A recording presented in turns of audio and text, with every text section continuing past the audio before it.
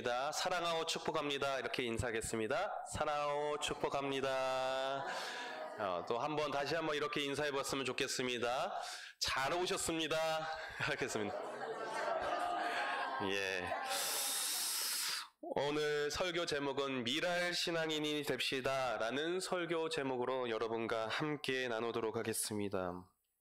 이순신의 어록 중에 이런 말이 있습니다. 저는 이 두 가지 말이 기억납니다. 신에게는 아직 12척의 배가 있습니다. 영화 명량에서 나온 대사 중에 한마디입니다. 조선의 수구 도합 12척의 배로 왜구 남성 120척이라는 무려 엄청난 대군을 격파시켰습니다. 당시 조선 수군의 상황은 매우 열세였습니다. 그것도 거북선이 아닌 배로 12척의 배로 전부인 상황에서 승리를 하였던 것입니다. 그런 수적 열세에서부터 이순신의 헌신적인 모습, 목숨을 다한 모습, 역사적인 활약이 있었기에 조선을 위기에서부터 구해낼 수 있었습니다. 두 번째 단어는 필사즉생, 필생즉사라는 말이 있습니다. 반드시 죽고자 목숨을 바치려는 자는 살 것이고 반드시 살고자 애걸복걸하는 자는 죽게 된다는 말입니다. 오늘의 주제와도 왠지 일맥상통하는 것과 같습니다. 오늘 본문을 살펴보자면 예수님께서 예루살렘 성 안으로 입성하신 이후였습니다. 하루는 명절에 유대인과 헬라인이 예배하러 올라갔습니다. 그 중에 헬라인 몇이 예수님을 뵙고자 요청하였던 것입니다. 빌립에게 간절히 요청했고 빌립은 안드레에게 전했다가 안드레가 예수님께 찾아갔습니다. 빌립이 한 얘기를 안드레가 예수님께 대신 전해 주었던 것입니다. 그러나 예수님께서는 이렇게 말씀하십니다. 인자가 영광을 얻을 때가 가까이 왔음을 그들에게 알려주셨습니다. 예수님의 때가 얼마 남지 않은 예루살렘 성 안으로 들어가던 때였던 것입니다. 그러면서 예수님은 한 비유를 들어서 오늘 말씀하고 계십니다. 어떤 비유입니까? 한 알의 밀에 대한 비유인 것입니다. 한 알의 밀이 되어야 한다고 오늘 믿는 성도들이 한 알의 밀이 되어야 함을 오늘 말씀 속에서 말씀하고 계십니다. 한 알의 밀알처럼 우리가 살아야 된다라고 오늘 본문은 말씀하고 있습니다. 밀알 같은 신앙인, 밀알 신앙인이 되어야 한다고 말씀하십니다. 여러분 실제 밀을 보신 적 있으십니까? 오늘 화면을 통해서 잠깐 봤으면 좋겠는데 밀이 어떻게 생겼는지를 보면 화면에 보시는 것처럼 밀은 겨자씨 한 알보다는 조금 큽니다. 그래도 밀은 작습니다. 생각보다 작죠. 이 밀이 우리 보기에는 작아 보이고 아무 볼품 없어 보입니다. 아무 볼품 없어 보이지만 이 안에는 커다란 생명이 자라고 있습니다. 생명, 스스로 자라가고 스스로를 지키며 스스로를 보호할 수 있는 힘을 가지고 있습니다. 능력을 가지고 있는 것입니다. 여러분 병아리가 알을 깨는 장면을 보신 적 있으십니까? 그 장면을 보면 병아리가 알을 깨고 부화할 때까지는 약 30일의 기간이 필요하다고 합니다. 일정 기간 어미 닭의 보호를 받으며 체온을 유지하게 됩니다. 저 두툼한 겁질을 깨고서 생명이 태어나는 것입니다. 생명에는 어떤 힘이 있습니까? 스스로를 보호하며 자라날 수 있는 힘, 스스로를 지키며 스스로의 힘을 가지고 자라날 수 있는 힘을 가지고 있는 것이 바로 생명인 것입니다.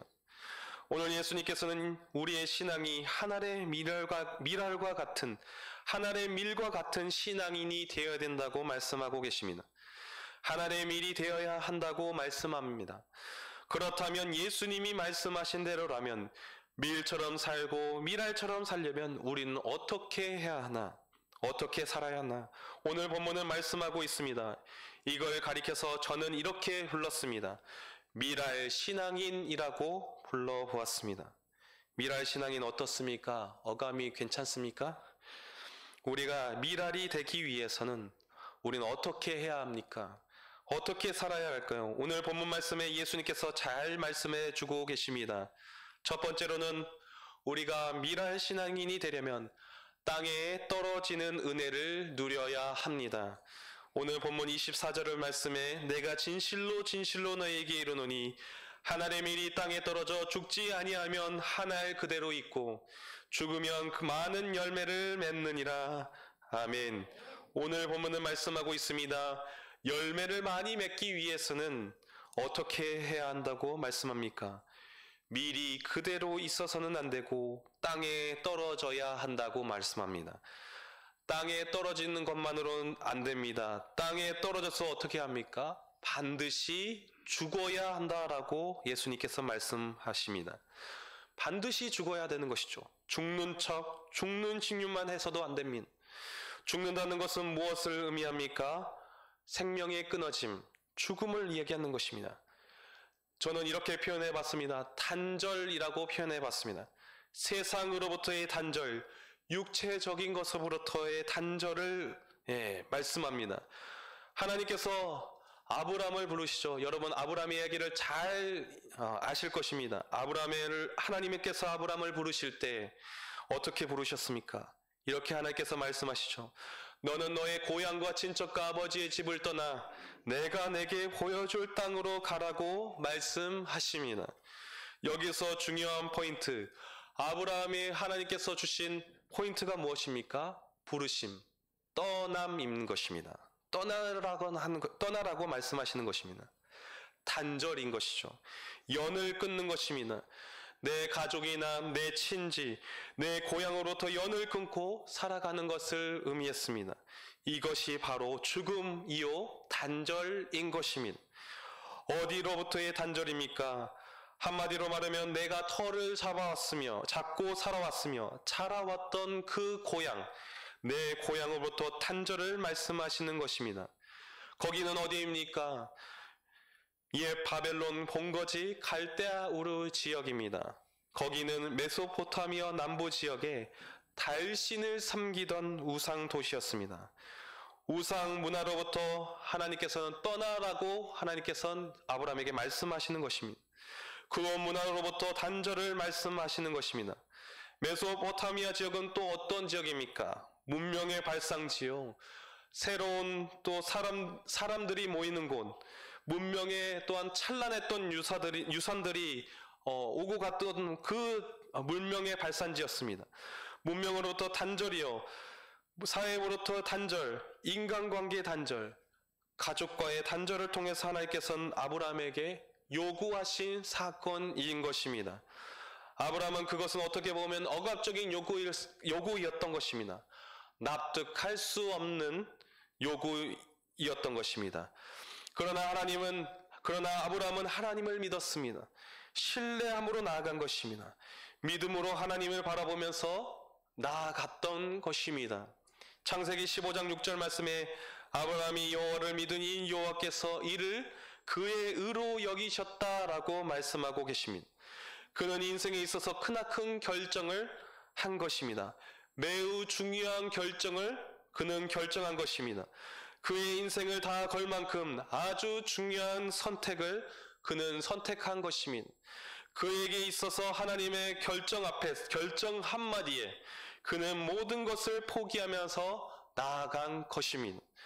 포기하는 인생을 그는 살아왔던 것이죠. 포기할 때 그는 하나님을 얻은 것입니다.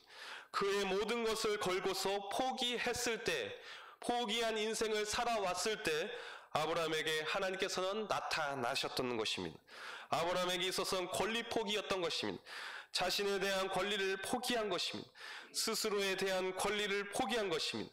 지금이야 얼마든 권리를 주장할 수 있고 보장받을 수 있는 사회에 우리가 살고 있지만 고대 사회에서는 권리라는 개념 자체가 있던 사회가 아니었습니다. 권리를 보장받던 사회가 아니었습니다. 요즘 건물 같은 데 보면 이런 현수막 많이 보셨을 겁니다. 건물 유치권 행사 중. 빨간색으로 글씨를 써놓고서 못 들어가게 바리케이트도 쳐놓고 차단막도 쳐놓고 이 건물에 대한 권리를 누가 행사하겠다는 겁니까? 바로 자신들이 그 권리들을 주장하겠다는 것이죠. 자신들도 행사하겠다는 겁니다. 자신들도 정당한 권리를 행사하겠다는 것입니다. 못 받은 돈도 받고 못 받은 권리도 행사하겠다는 것입니다. 당시 아브라함이 사는 시대상에서는 고대의 권리는, 그 권리는 자유인에게만 주어진 것입니다. 종이 아니라 자유인 것입니다. 자유인은 누구십니까? 주인만 그 권리를 행사할 수 있었습니다. 당시의 권리는 자유인, 상전들, 주인에게만 그 권리들이 허락되었던 것입니다. 아브라함도 당시 얼마든지 부유층에 속했습니다. 자유인이었습니다. 그도 얼마든지 자유를 행사할 수 있었습니다. 권리가 보장된 삶을 살 수 있었습니다. 충분히 누릴 수 있는 그런 위치에, 또 당시 지역도 메소포타미아의 지역, 찬란했던 유산의 또 문명의 발상지, 갈대 우르의 문명의 발상지에서 그는 인류의 삶을 살 수 있었습니다. 그는 인류의 삶을 충분히 누릴 가치가 있었습니다. 그러나 아브라함은 그런 인류적 가치들을 포기한 것입니다. 자유인으로서의 권리들, 가치들, 세상으로부터의 안정된 생활들, 직업들까지도 모두 다 모든 것을 이 주님의 부름 앞에 포기한 것입니다. 주님을 얻기 위해서 자신의 모든 것을 포기하고 하나님 아버지 앞에, 하나님의 부름 앞에 나아가게 된 것입니다. 권리를 충분히 가질 수도 있고 누릴 수도 있었음에도 불구하고 그는 하나님의 이 거룩한 부름 앞에 자신의 모든 권리를 포기하게 된 것입니다. 맞습니다. 오늘 본문에서 이 죽음은, 진짜 죽음은 무엇입니까? 육체적인 죽음만을 가리키지 않습니다. 우리 안에 끊어져야 될 본성, 육적인 단절을 가리키는 것입니다. 죽음을 가리키는 것입니다. 단절은 죽음을 상징하는 것입니다. 더 이상 얼씬도 하지 않겠다는 의지적인 결단인 것이죠. 단절은 죽음을 상징합니다. 여러 가지의 것 때문에 우리는 이 죽어짐의 경험을 반드시 경험해야 되는 것입니다. 아주 작은 것에서부터 우리는 이 죽음을 맛보아야 되는 것입니다. 오직 주님 안에서 우리가 죽어짐을 경험해야 되는 것입니다. 세상의 모든 것으로부터, 세상의 모든 부경으로부터 우리는 이 죽음을 우리는 맛보아야지만 우리는 다시 태어나는 것입니다.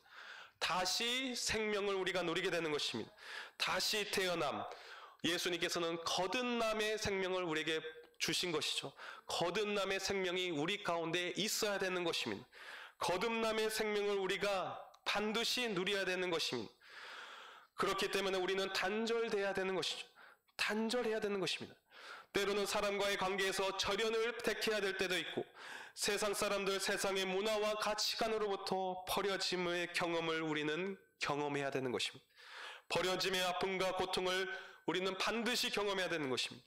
세상의 동일한 방식으로 우리가 살아갈 수 없습니다. 똑같이 살아갈 수 없는 것이죠.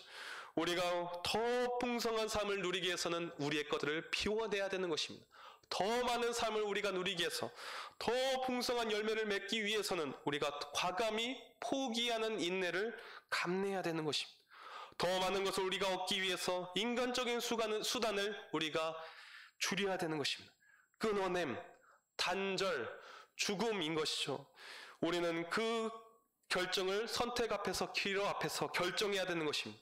육체를 우리가 단절시키고 우리 안에 계신 하나님을 우리가 받아들여야 되는 것입니다. 성령 안에서 우리가 받아들여야 되는 것입니다. 우리가 또 다른 생명을 우리가 부여받고 새로운 사람으로 태어나기 위해서는 이 떨어짐의 은혜, 죽어짐의 은혜가 우리 가운데 있어야 되는 줄 믿습니다. 두 번째는 우리가 미랄 신앙인이 되기 위해서는 자기의 생명을 미워해야 됩니다. 자기를 부인해야 되는 것이죠. 25절 말씀 함께 읽겠습니다. 시작.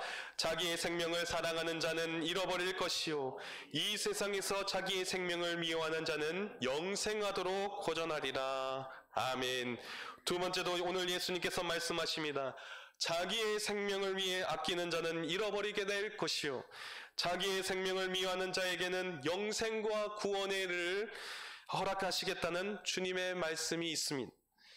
예수님을 따르는 자의 모습이 나와 있습니다. 예수님을 고백하며 예수님 안에 사는 사람들, 주님을 따르는 사람들에게는 어떤 삶의 반복된 모습들이 보여지고 있습니까? 자기의 생명을 살아갈 것이 아니라 도리어 무엇을 한다라고 말씀합니까? 오늘 본문에 말하면 자기의 생명을 미워하게 되어 있다라고 말씀합니다. 여러분, 미워한다는 것은 자기 것을 자기 것을 챙겨가는 사람이 아닙니다. 자기의 한몫을 챙기는 사람이 아닌 것. 자기의 몫을 챙기는 사람, 자기의 유익을 위해 무언가 한몫 챙기며 한몫 구하는 사람이 아닌 것입니다. 예수님을 따르고 예수님 안에 사는 사람들, 자기의 것을 미워하는 사람들은 늘 자기 자신을 부인합니다. 자기 자신을 부인하는 삶을 사는 것이죠. 부인하는 삶을 살게 되어 있습니다. 자기를 인정하지 않는 것이죠. 자기 자신을 드러내지 않고 자기의 생명까지도 그는 아낌없이 드리는 삶을 주님께 살게 되는 것입니다. 늘 주님의 자리에서 주님의 자리를 지키며 헌신하며 봉사하는 자리들, 바로 그 자리인 것입니다. 우리가 그 헌신, 그 봉사의 자리, 자기의 것을 챙기는 것이 아니라 남을 위해서 봉사하며 헌신하는 그 자리, 그런 사람들의 자리가 바로 우리의 모습인 것입니다. 예수님을 위해서라면 늘 자기 자신을 기꺼이 내어드리며 봉사하는 삶을 살게 되는 것입니다. 헌신의 모습이 내 안에 가득 차게 되는 것입니다.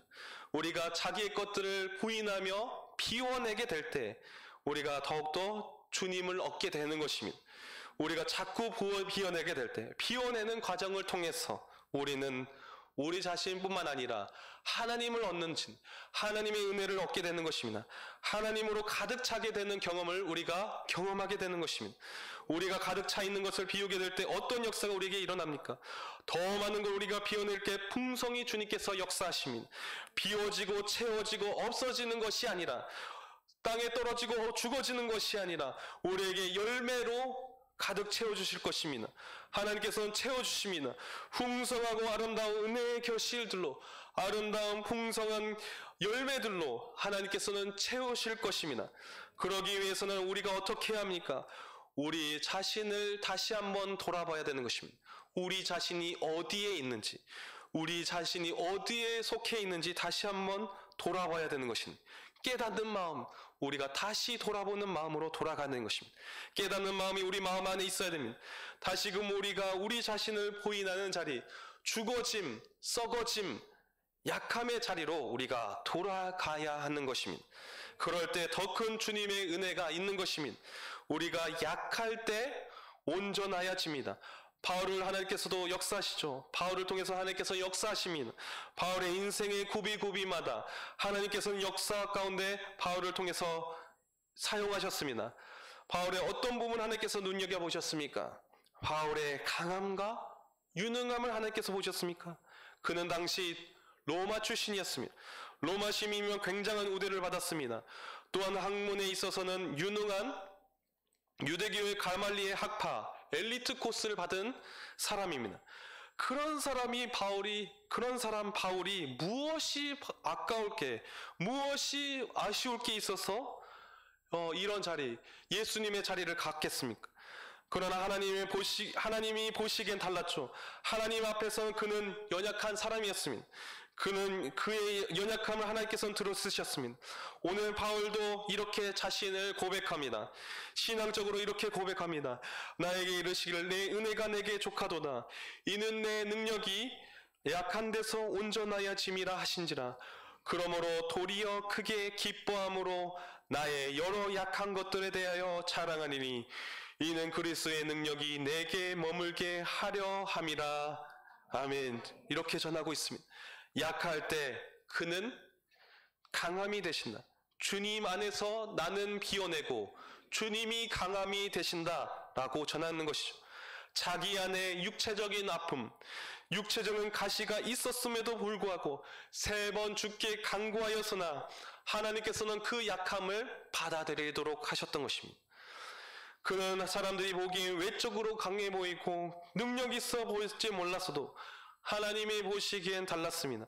사람은 외모와 출신을 보지만 하나님께서는 마음의 중심을 보십니다. 사무엘서 말씀에는 그의 용모와 키를 보지 말라. 내가 이미 그를 버렸노라. 내가 보는 것은 사람과 같지 아니하니 사람은 외모를 보거니와 나 여호와는 중심을 보신다라고 말씀하십니다. 그의 마음의 중심을 하나님께서 보셨습니다. 그의 마음의 태도를 하나님께서 보십니다. 성도님 여러분, 우리의 자리가 어디입니까? 우리의 자리가 상전의 자리입니까? 아니면 종의 자리인 것입니까? 우리의 자리가 헌신의 자리입니까? 아니면 주장하는 자리인 것입니까? 자리입니까? 우리의 자리를 지키신 여러분들 되기를 바랍니다. 종의 자리, 다시금 우리가 썩어져서 우리가 자기 모인의 자리로 나아가시는 여러분들 되기를 바랍니다. 자기 모인의 자리에서 주님께 헌신하며 봉사하며 최선의 것들을 올려드신 여러분들 되기를 바랍니다. 세 번째는 우리가 미랄 신앙인이 되기 위해서는 섬기는 자가 되어야 한다라고 말씀합니다. 오늘 본문 26절 말씀입니다. 함께 읽겠습니다. 사람이 나를 섬기려면 나를 따르라. 나 있는 곳에 나를 섬기는 자도 거기 있으리니 사람이 나를 섬기면 내 아버지께서 그를 귀히 여기시리라. 아멘. 오늘 말씀에서처럼 하나님의 미랄 신앙인이 되기 위해서는 어떻게 해야 한다라고 말씀합니까? 세 번째는 섬기는 자가 되어야 한다고 말씀합니다. 누구를 위해 우리가 섬겨야 되는 것입니까? 바로 주체가 누구입니까? 예수님을 위해 우리가 섬겨야 되는 것입니다. 예수님께서 말씀하십니다. 예수님을 섬기기 위해서는 예수님을 따르도록 명령하십니다. 따른다는 것은 주님의 제자가 되는 것을 요청하시는 것이죠. 제자가 되라는 것입니다. 그렇다면 주님의 제자가 되기 위해서는 우리는 어떤 길을 가야 하나? 첫 번째로는 예수님처럼 우리는 살아야 되는 것입니다. 예수님의 모습처럼 우리가 살아가야 되는 것입니다. 예수님과 같은 모습으로 우리가 살아가는 것입니다. 예수님과 같은 모습은 무엇입니까? 같은 정신으로 살아가는 것입니다. 예수님의 정신으로 살아가는 것입니다. 예수님의 메시지대로 살아가는 것입니다. 예수님이 부여하신 그 가치대로 우리가 살아가는 것입니다. 예수님께서 우리에게 보여주시는 그 정신대로, 그 가치대로 살아가는 것을, 예수님의 모습대로 살아가는 것을 말하는 것입니다. 어떻게 보면 세상과 다른 방법일 수 있습니다. 세상과 반대될 수 있습니다. 그러나 우리는 세상과는 다른 방식, 다른 태도를 취해야 되는 것입니다. 우리는 바라봐야 되는 것이나 주님의 눈으로, 예수님의 눈으로, 예수님의 방식으로 우리가 살아가야 되는 것입니다. 바로 그것이 무엇이냐? 반대의 정신으로 살아가는 것입니다. 세상과는 다른 방식, 세상과는 반대의 정신으로 살아가는 것을 의미합니다. 예수님께서는 마태복음에 이렇게 말씀하십니다. 나는 너희에게 이르노니 악한 자를 대적하지 말라. 누구든지 내 오른뺨을 치거든 왼편도 되돌려대며 또 너를 고발하여 속옷을 거지고자 하는 자에게도 겉옷까지도 가지게 하며 또 누구든지 너로 억지로 오리를 가게 하거든 그 사람과 심리를 동행하고 내게 구하는 자에게 주며 내게 꾸고자 하는 자에게 거절하지 말라. 이것이 예수님께서 보여주신 반대의 정신인 것입니다. 예수님의 제자가 되기 위해서는 또 어떤 길을 가야 하는 것인가? 두 번째로 우리가 예수님의 성품을 닮아가야 하는 것입니다. 예수님의 성품을 닮아가려면 우리가 어떻게 합니까? 예수님의 마음을 잘 알아야 되는 것입니다. 예수님의 깊으신 생각과 예수님의 깊으신 마음을 잘 알아야 되는 것입니다. 예수님의 마음을 우리가 품어야 되는 것입니다. 예수님께서 어떤 마음을 품으셨는지 말씀 속에서 우리는 잘 알아야 되는 것입니다. 예수님께서 품으셨던 그 감정을 우리도 품어야 되는 것입니다. 말씀 안에서 예수님을 우리는 품어야 합니다. 예수님과 함께하는 그 기도의 자리, 우리가 함께하는 그 기도의 자리에서 우리는 예수님을 품어야 되는 것입니다. 묵상해야 되는 것입니다. 예수님의 생각을 우리도 가져야 되는 것입니다. 예수님의 생각을 깊이 있게 우리의 매일의 삶 속에서 묵상할 때 우리는 예수님의 발자취를 걸어가게 될 것입니다. 예수님을 우리가 영적인 모습으로 우리가 만나게 될 것입니다. 그것이 바로 주님이 우리에게 주신 길인 것입니다. 예수님을 섬기려면 두 번째 무엇이 필요합니까? 무엇을 해야 됩니까? 교회를 섬겨야 되는 것입니다. 교회의 머리는 예수님입니다. 우리는 예수님의 몸입니다. 진정 예수님의 몸인 우리의 교회를 사랑할 때 예수님을 섬기는 길인 것입니다. 예수님을 사랑하고 섬김으로 우리 이웃들을 섬기고 보살피며 베풀 때 진정 주님의 사랑을 우리가 베풀게 되는 것입니다. 에베소서 1장 22절 23절 말씀에 또 만물을 그의 발 아래 복종하게 하시고 그를 만물 위에 교회의 머리로 삼으셨느니라. 교회는 그의 몸이니 그 만물 안에서 만물을 충만하게 하시는 이의 충만함이니라. 아멘. 여기서 그는 누구입니까? 예수님이십니다. 예수 그리스도이시죠. 예수님이 22절에 그를 만물 위에 교회의 머리로 삼으셨다라고 말씀합니다. 또한 교회를 말씀하십니다. 교회는 누구의 몸입니까? 예수님의 몸입니다. 교회는 그의 몸이니 만물 안에서 만물을 충만하게 하시는 이의 충만함이다라고 말씀하시오. 교회는 예수님의 형상을 닮은 사람들의 모임인 것입니다. 예수님의 가치, 예수님의 정신을 닮은 사람들의 몸인 것이죠. 그렇기에 우리는 예수님처럼 섬겨야 되는 것입니다. 예수님과 같이 서로를 섬겨야 되는 것입니다. 예수님을 섬기듯 섬겨야 되는 것이죠. 예수님의 섬김의 정신을 우리 예한교회 안에 가득 넘쳐야 되는 것입니다. 섬기는 사람은 종의 모습으로 섬겨야 되는 것입니다. 섬기는 사람은 모든 사람의 종이 되어야 되는 것처럼 아닙니다. 이런 말씀이 있습니다. 너희 중에 누구든지 크고자 하는 자는 너희를 섬기는 자가 되고 너희 중에 누구든지 으뜸이 되고자 하는 자는 모든 사람의 종이 되어야 한다고 말씀하십니다. 이것이 예수님께서 우리에게 보여주신 섬기는 사람들의 정신인 것입니다. 섬기는 자는 어떤 모습을 취하고 있습니까? 섬기는 사람은 주인 행세를 하지 않습니다. 상전의 모습을 띠고 있지 않습니다. 섬기는 사람은 주인의 모습을 띠고 있지 않습니다. 섬기는 자는 어떤 자세를 가집니까? 항상 종의 모습으로 겸손히 대하는 것입니다. 마땅히 주장하지 않습니다. 마땅히 뭐라고 하지 않습니다. 마땅히 뭐라고 또한 말을 또한 이렇게 험담하지 않습니다. 어떠한 행동으로 또한 뭐라고 하지 않죠. 주인을 섬기듯 종은 겸손한 모습을 대하는 것입니다. 성도님 여러분, 주 안에서 서로를 주인 대하듯 겸손으로 대하시는 여러분들 되기를 바랍니다.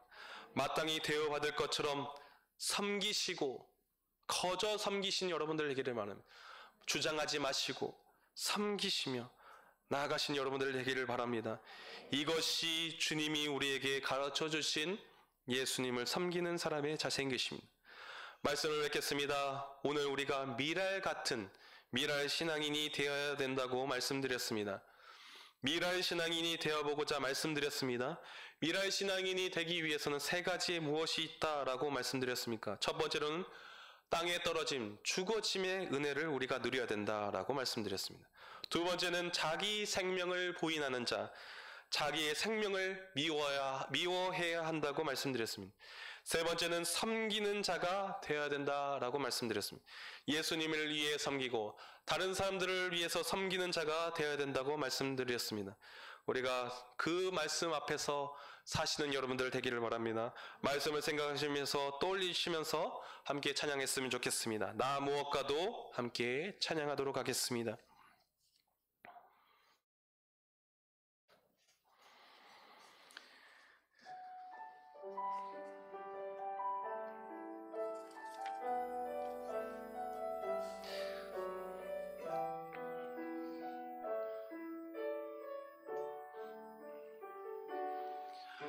나 무엇과도 주님을 바꾸지 않으리. 다른 어떤 은혜 구하지 않으리. 오직 주님만이 내 삶의 도움이시니 주의 얼굴 보기 원함. 다시 한번 고백합니다. 나 무엇과도 주님을 바꾸지 않으리. 다른 어떤 은혜 구하지 않으리. 오직 주님만이 내 삶의 도움이시니 주의 얼굴 보기 원합니. 주님 사랑해요. 주님 사랑해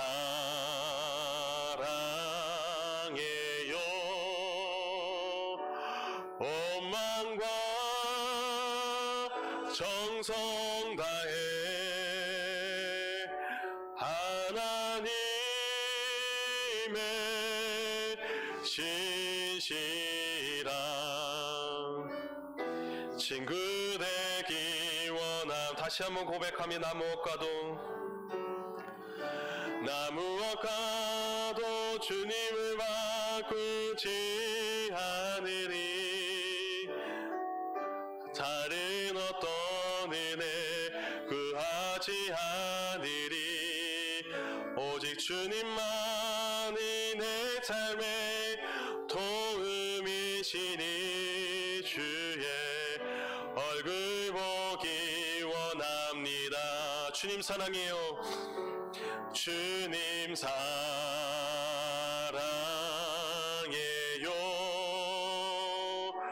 온 마음과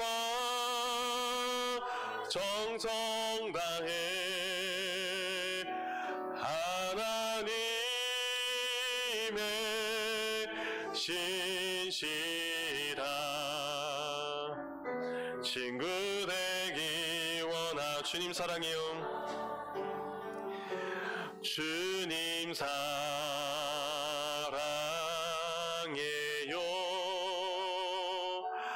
온 마음과 정성 다해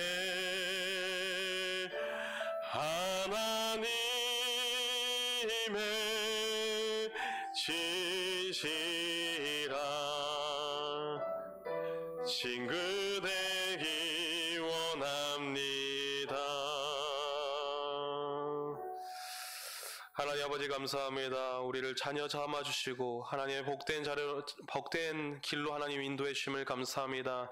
말씀의 은혜 가운데 하나님 불러주시고 하나님 능력의 모든 손길 가운데 우리의 삶의 모든 구비구미마다 하나님께 영광 돌리며 살아가는 모든 백성들 되게 하여 주옵소서. 감사하며 예수님 이름으로 기도드립니다. 아멘. 하나님 아버지 드릴 수 있는 믿음